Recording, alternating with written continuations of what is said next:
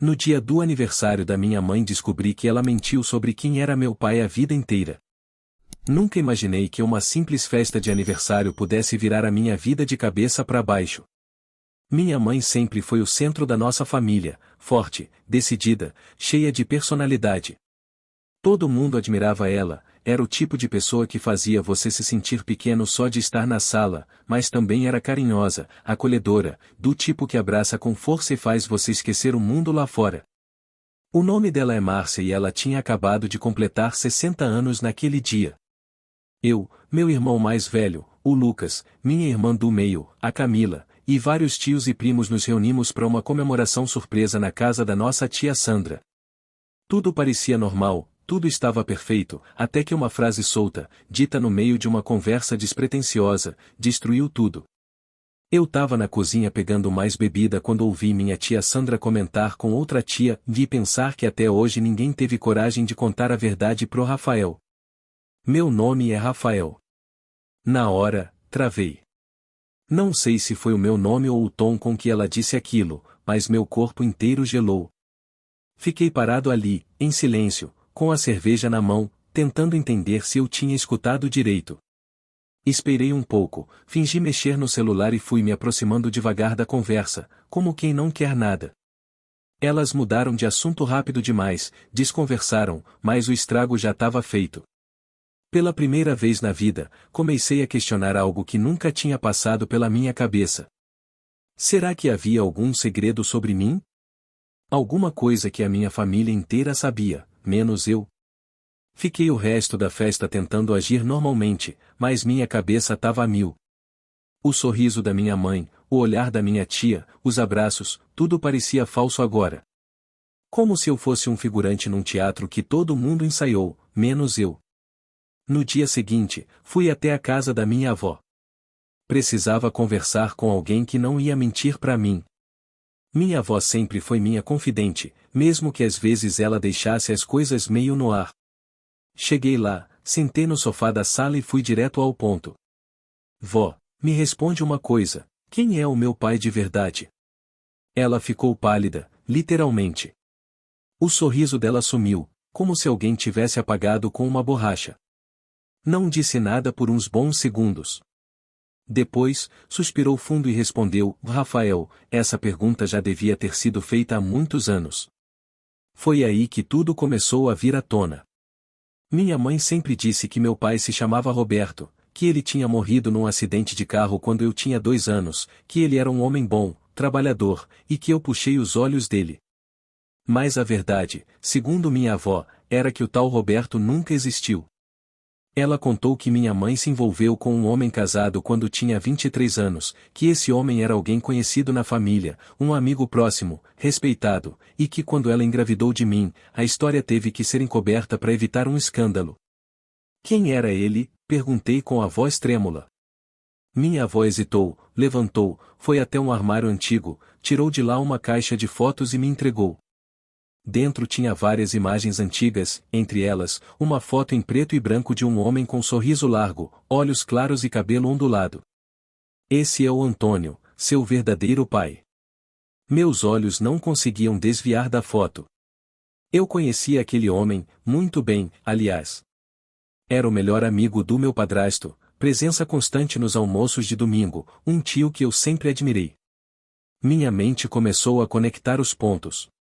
O jeito como ele me olhava, as conversas longas que tínhamos, os presentes que ele me dava, mesmo sem motivo. Tudo começou a fazer sentido e, ao mesmo tempo, nada fazia. Voltei para casa transtornado, não dormi aquela noite. No dia seguinte, fui até a casa da minha mãe, decidido a confrontá-la. Mãe, a gente precisa conversar agora. Ela tentou fugir, como sempre faz quando não quer encarar um problema, mas dessa vez eu fui firme. Quem é o meu pai de verdade? Ela empalideceu, assim como minha avó tinha feito. Olhou para mim com os olhos marejados, e pela primeira vez, eu vi minha mãe sem armadura, vulnerável, frágil. Eu só queria te proteger, Rafael. E então, ela confirmou tudo. O Antônio era meu pai biológico, um homem casado, com 2 filhas da mesma idade que meus irmãos. Quando minha mãe engravidou, ele pediu que ela resolvesse o problema. Ela recusou e decidiu criar a história do Roberto. O mais absurdo, ela manteve o Antônio por perto a vida inteira. Ele sabia, ela sabia, e todo mundo à nossa volta também. Todos mentiram para mim. E o pior de tudo, o Antônio nunca quis me assumir, nunca quis que eu soubesse. Naquele momento, algo dentro de mim quebrou. Minha identidade, meu passado, minha confiança, tudo desmoronou. Mas essa foi só a primeira camada da mentira. O que eu ainda não sabia é que o pior estava por vir. Depois que minha mãe confirmou a verdade, minha cabeça ficou girando por dias. Eu me sentia como um estranho dentro da própria história. Tudo aquilo que eu tinha como certo, quem eu era, de onde vim, o que eu acreditava sobre a minha infância, de repente virou um quebra-cabeça em que as peças simplesmente não se encaixavam mais. A primeira coisa que me veio à cabeça foi confrontar o Antônio.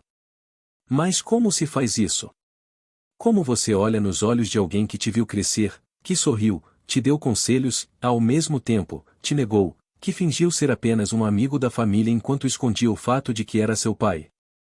Eu precisava entender o porquê, precisava olhar para ele e ouvir com a própria boca a razão de ter me deixado viver uma mentira.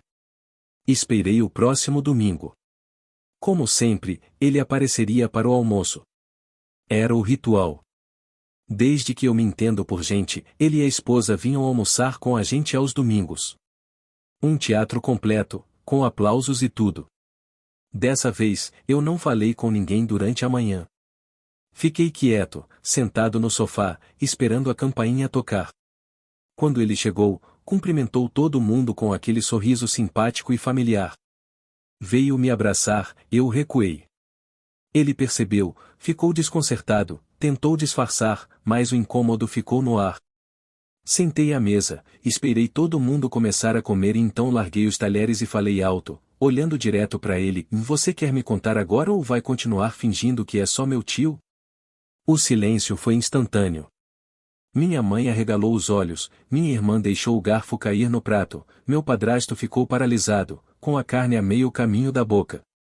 E ele, o tal do Antônio, ficou branco, como se tivesse levado um tapa na alma. "Rafael, não é assim", ele começou, mas eu levantei da cadeira. "Então como é? Como é que você conviveu comigo todos esses anos, sabendo que era meu pai e nunca teve a coragem de me dizer?" Ele me olhou, depois olhou para minha mãe. Ela chorava baixinho, encolhida na cadeira como uma criança com medo da bronca. E então, ele respirou fundo e disse: eu errei feio, Rafael. Eu era covarde, tinha medo de destruir tudo, minha família, a sua vida, a imagem da sua mãe. Então a gente achou melhor assim, melhor fingir. Melhor para quem? Gritei. Porque para mim não foi melhor. Para mim foi uma mentira, uma vida inteira mentindo para mim. Você estava em todas as festas de aniversário, no meu batizado, até no meu casamento. Você me viu chamando outro homem de pai em fotos, em vídeos, e ficou quieto. Como você dormia à noite? A esposa dele, que estava sentada do outro lado da mesa, abaixou a cabeça. As filhas, minhas supostas primas, olharam para ele com nojo. Você destruiu tudo, disse uma delas. Eu não acredito que você fez isso. Eu nunca deixei de me importar com você, Rafael, ele tentou se justificar. Você nunca se importou o suficiente para me dizer a verdade. Isso não é amor, isso é egoísmo. Me levantei, deixei a casa em silêncio e fui embora. Não queria ouvir mais nada naquele momento. Naquela noite, recebi várias mensagens da minha mãe, da minha irmã, da minha avó, até da esposa do Antônio. Todo mundo tentando apaziguar a situação, dizendo que era complicado, que ninguém queria me machucar, que as coisas eram diferentes naquela época. Mas nenhuma justificativa parecia suficiente. Dias depois, minha mãe me procurou, me chamou para conversar em casa. Dessa vez, ela parecia mais calma, mas muito abatida. Filho, eu queria que você soubesse que não foi fácil para mim.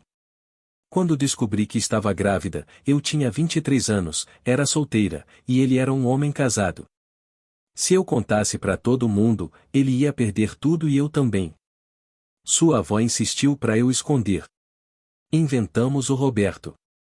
Depois seu padrasto apareceu e me ajudou a sustentar a mentira.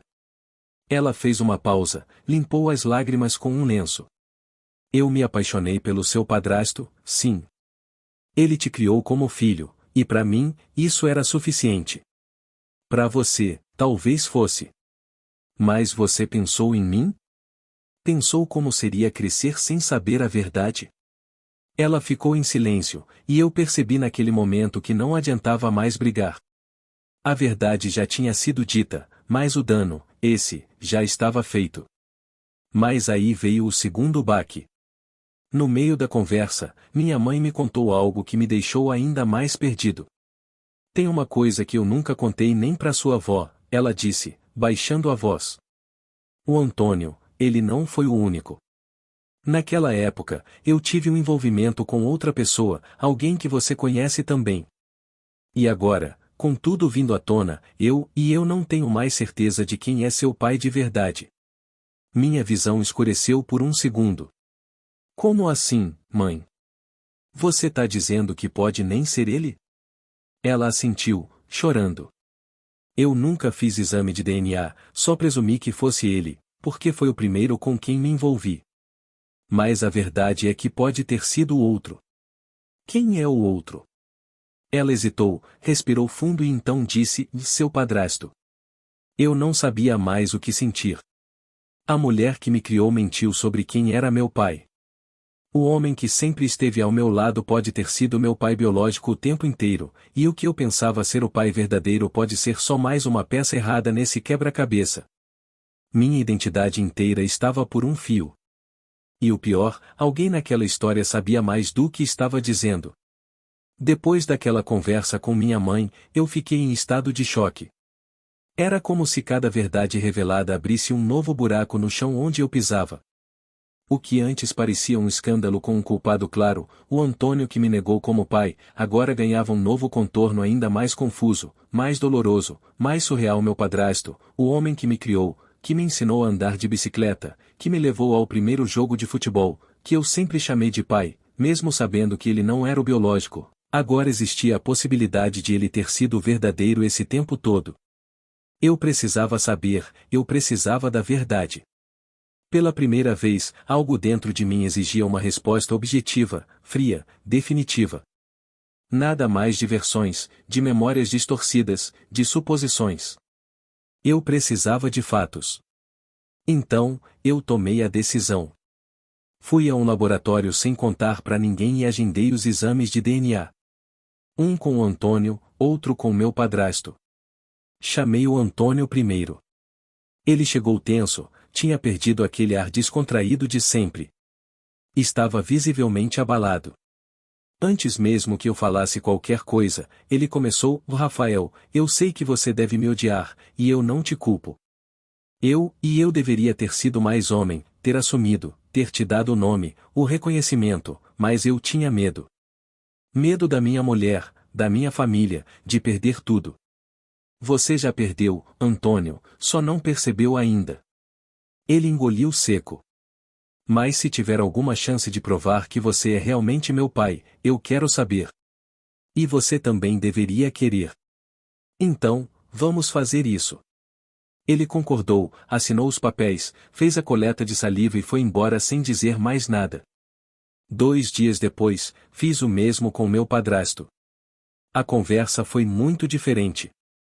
Ele me recebeu na varanda de casa, com aquela calma de sempre, e me ouviu em silêncio.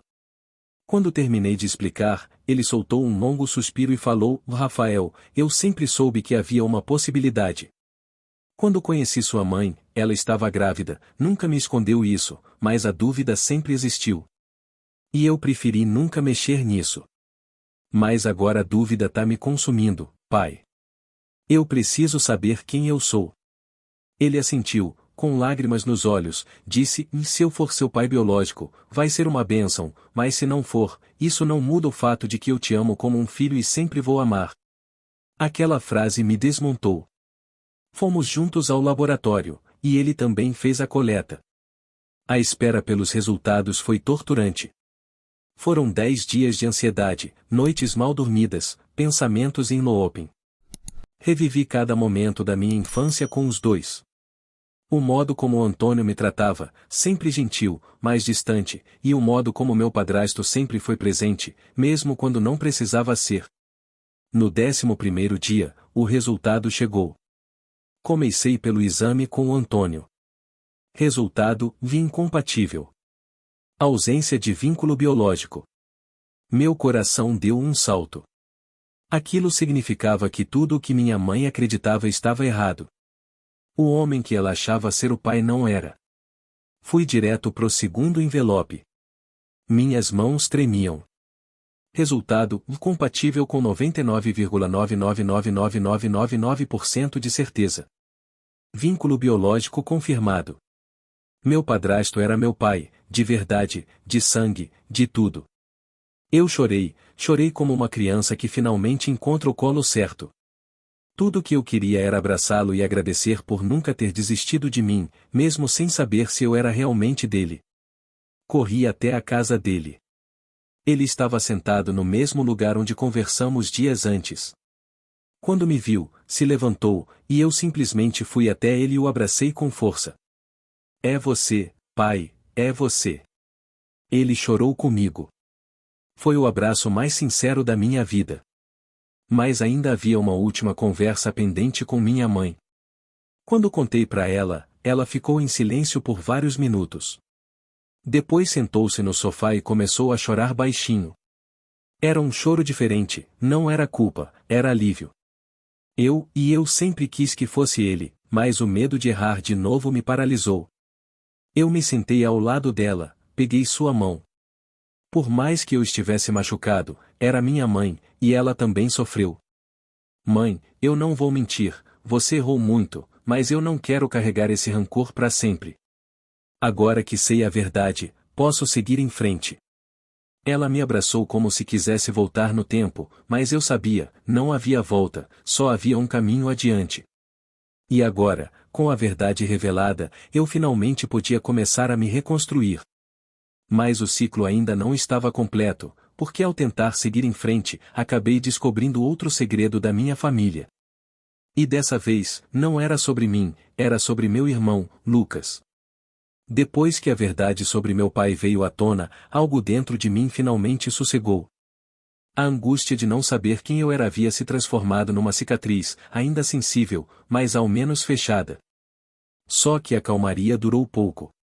Com o clima ainda tenso na família, comecei a reparar melhor nos olhares, nas conversas cochichadas, nos silêncios desconfortáveis.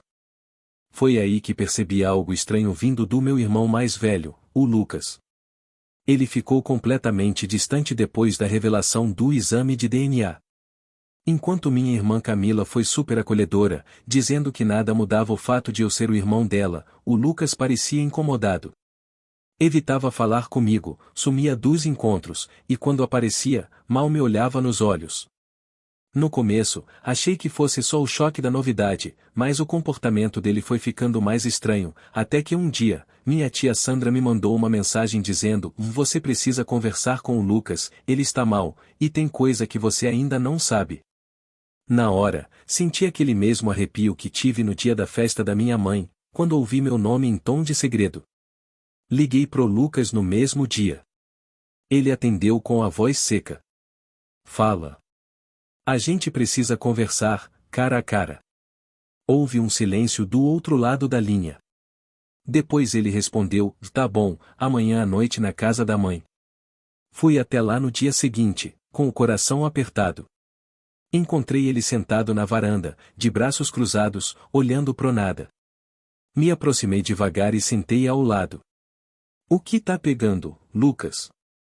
Ele suspirou, demorou para começar a falar, e então soltou: "Eu sempre soube que você era diferente, não só fisicamente." A mãe tentava disfarçar, mas dava para ver que tinha alguma coisa. Eu nunca soube exatamente o que, até agora. Mas quando você começou a cavar essa história, eu fiquei com medo. Medo de quê? Ele me encarou. Os olhos dele estavam vermelhos, como se tivesse passado dias sem dormir.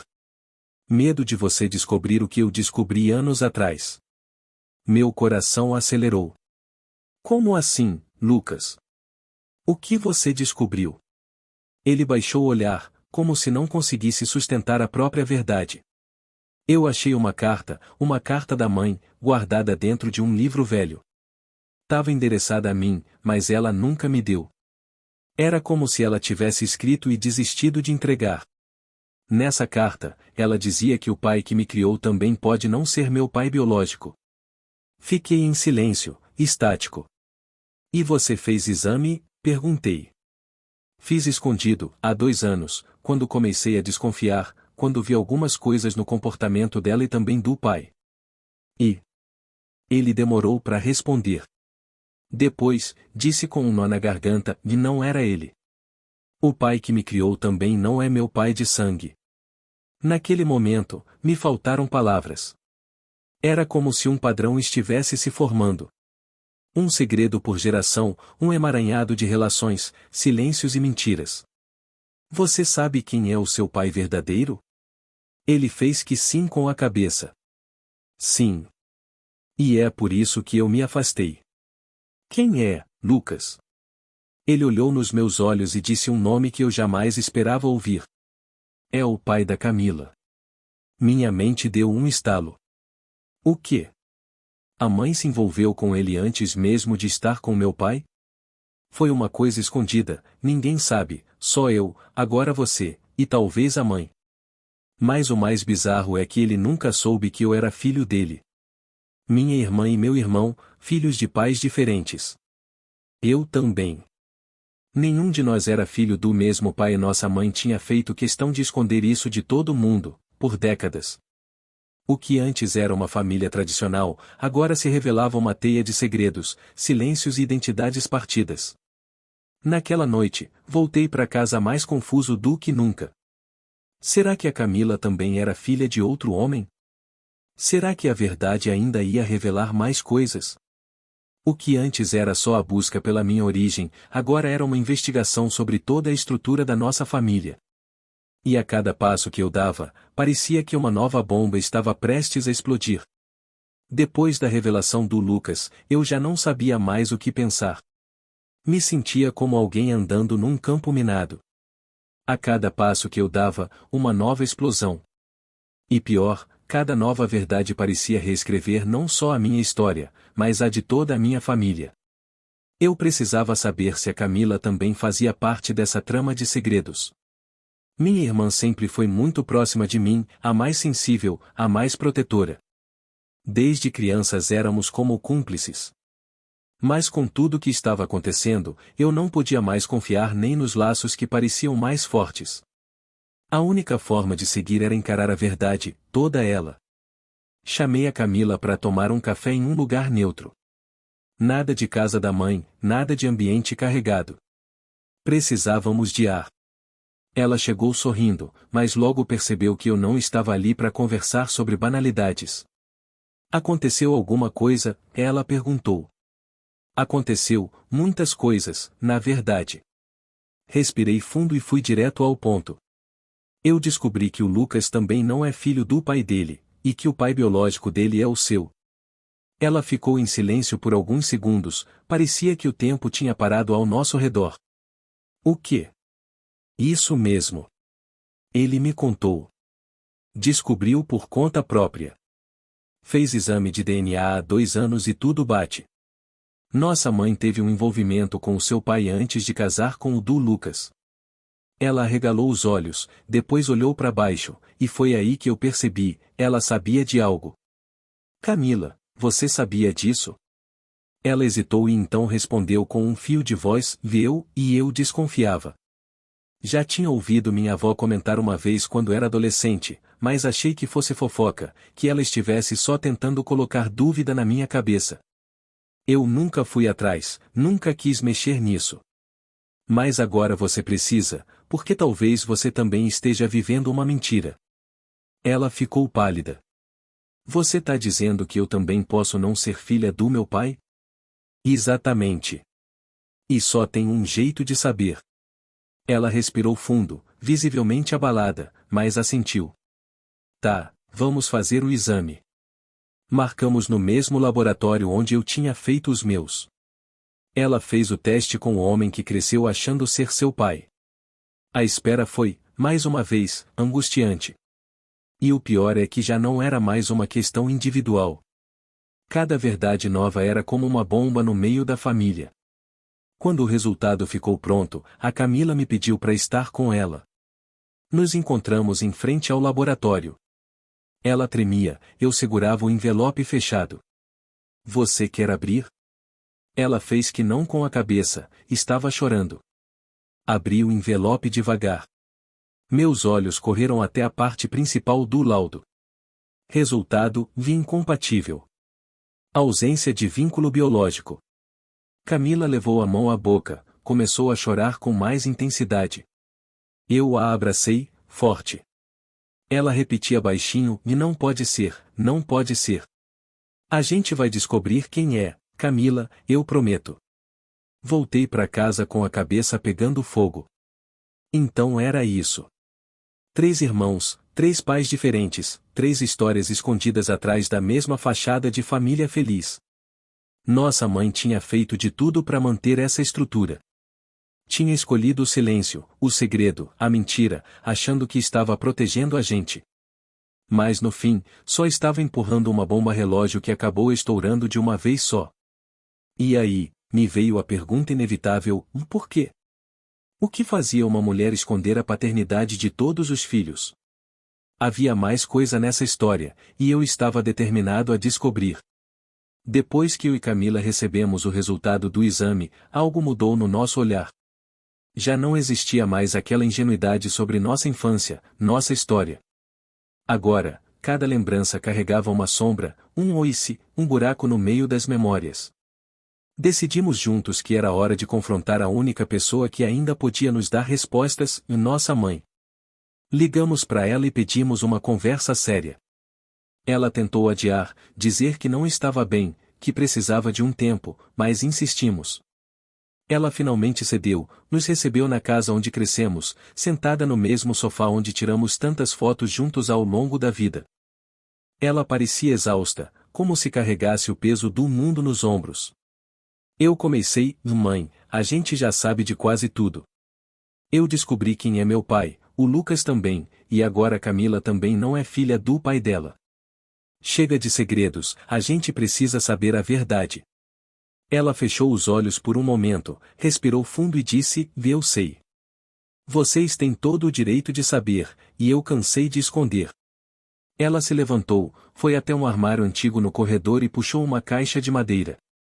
Dentro havia cartas, fotos, documentos, tudo organizado com cuidado, como se ela esperasse que esse dia chegasse. Sentou-se de volta e começou a falar. Eu fui criada com muito rigor. Minha mãe era extremamente conservadora, meu pai, mais ainda. Cresci ouvindo que mulher de respeito não engravidava antes do casamento, não se envolvia com homem casado, não tinha vida própria. Ela tirou uma foto de dentro da caixa. Era ela, jovem, com um rapaz que eu nunca tinha visto. Esse aqui foi meu primeiro amor, se chamava Daniel. Era um rapaz doce, diferente de tudo que eu conhecia. Mas a família dele era de outra religião, e meu pai proibiu nosso namoro. Mesmo assim, nos víamos escondidos. E eu engravidei. Ela olhou para Camila. De você. Camila engasgou. Então meu pai nunca foi meu pai? Não, filha. Seu pai biológico é esse homem da foto. Ele tentou assumir, mas meu pai ameaçou deserdar a família. E naquela época, era isso ou ficar na rua. Então, ele desapareceu. E quando você nasceu, inventamos que era filha do meu noivo da época, e ele aceitou, assumiu como se fosse dele. E depois? Ela tirou outra foto. Era um homem sorridente, de jaleco branco. Depois veio o médico com quem trabalhei quando tinha 21. Ele era casado. Um erro, eu sei, mas me senti vista, amada, mesmo que só por alguns meses. Dele veio o Lucas. E ele sabe? Não. Ninguém sabe, só eu. Depois, ela olhou para mim. E por fim, veio seu pai, o único que me amou de verdade, seu padrasto. Mas na época, eu estava em negação, achava que nenhum homem ia querer uma mulher com 2 filhos e tanta bagagem. Fiquei com outro por impulso, me arrependi. Mas quando descobri que estava grávida de você, o único que ficou do meu lado foi ele. E no fundo, sempre achei que você fosse dele, mas tinha medo de estar errada, e o medo me paralisou. Ela nos olhou nos olhos, agora com lágrimas escorrendo. Eu errei muito, mas nunca foi por maldade, foi por medo. Medo de perder vocês, medo de ser julgada, medo de ver vocês crescerem achando que não foram desejados. O silêncio que se seguiu foi pesado, mas era um silêncio diferente. Não era raiva, era tristeza, um luto coletivo por tudo que não foi dito, por tudo que foi escondido, por todas as versões da nossa história que nos foram negadas. Camila chorava baixinho, eu segurei sua mão. Minha mãe abaixou a cabeça, encolhida como uma criança. Vocês me odeiam? Não, respondi, mas eu ainda tô tentando entender. Ela assentiu, aceitando. Camila, com a voz embargada, completou: a gente só queria ter sido incluído. A gente teria entendido, mãe, de verdade. Minha mãe fechou os olhos e balançou a cabeça.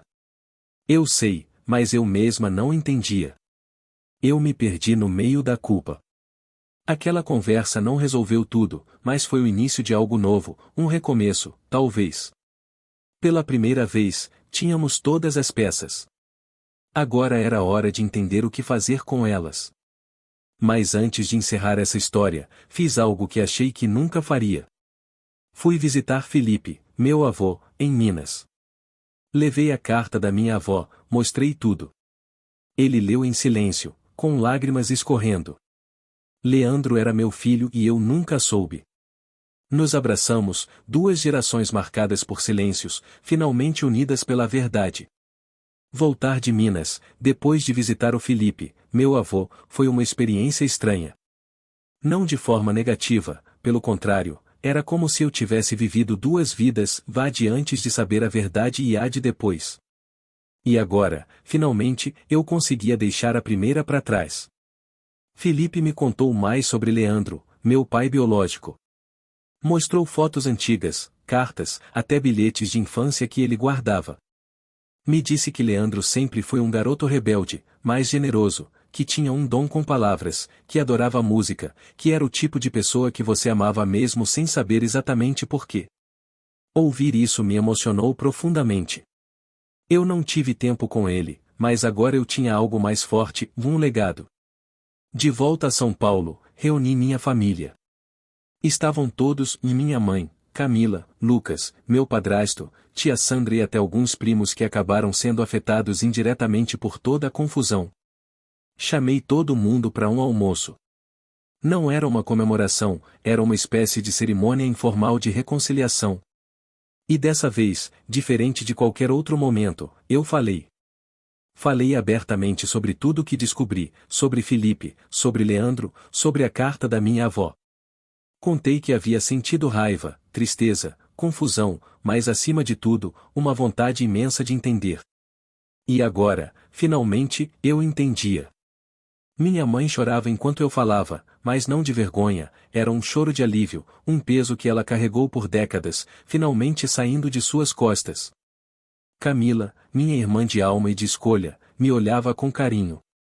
Estávamos mais unidos do que nunca. E agora, ela também havia começado a buscar pistas sobre sua origem. Mas com uma diferença, agora ela tinha apoio. Lucas, mesmo ainda reservado, veio até mim no fim do dia e disse: eu nunca disse isso, mas te admiro. Eu teria enlouquecido no seu lugar. Você também carregou sua parte, Lucas. A gente cresceu em cima das mesmas mentiras, e estamos aqui. Meu padrasto, aquele que me criou com amor e firmeza, me deu um abraço silencioso, aquele tipo de abraço que diz tudo sem precisar de palavras.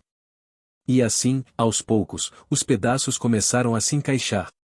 Não como antes, não numa estrutura perfeita e idealizada, mas de forma honesta, real, humana. Meses depois, voltei a Ouro Preto para uma visita especial. Levei Camila comigo. Felipe nos recebeu com um sorriso emocionado. Mostrou cada cantinho da cidade. Apresentou amigos, levou a gente num restaurante onde, segundo ele, Leandro adorava comer. Na despedida, ele me entregou uma caixa de madeira. Dentro, uma fita cassete, um gravador velho e um bilhete. Esse era o jeito do Leandro guardar as ideias dele. Às vezes, ele falava com a fita como se fosse um diário. Tem uma gravação aqui onde ele fala sobre você. Nunca mostrei a ninguém, agora é sua. Esperei para ouvir no hotel, à noite. Coloquei a fita. A voz dele ecoou no quarto. Rafa, nem sei se um dia você vai ouvir isso. Talvez sim, talvez não. Mas se ouvir, eu só queria que soubesse que, mesmo de longe, mesmo confuso, eu amei você. Eu desejei que você viesse. E por mais que o mundo tenha me atropelado, você foi a melhor coisa que eu deixei nele. Vai ser forte, vai ser melhor do que eu fui. Eu acredito nisso. Chorei, mas foi um choro diferente, um choro de cura. Hoje, escrevo esse relato com o coração em paz. Foram anos de incertezas, segredos, versões distorcidas. Mas também foram anos de descobertas, de amor real, de perdão, de reconstrução. A verdade, por mais dura que seja, liberta. E se eu pudesse deixar uma última mensagem, seria essa: você nunca é só o que te contaram que você é. Às vezes, a jornada de descobrir quem somos envolve questionar tudo, mas vale a pena, porque a verdade, mesmo quando machuca, é o único caminho para viver inteiro. Essa foi minha história. E agora, posso finalmente dizer: ela teve um final.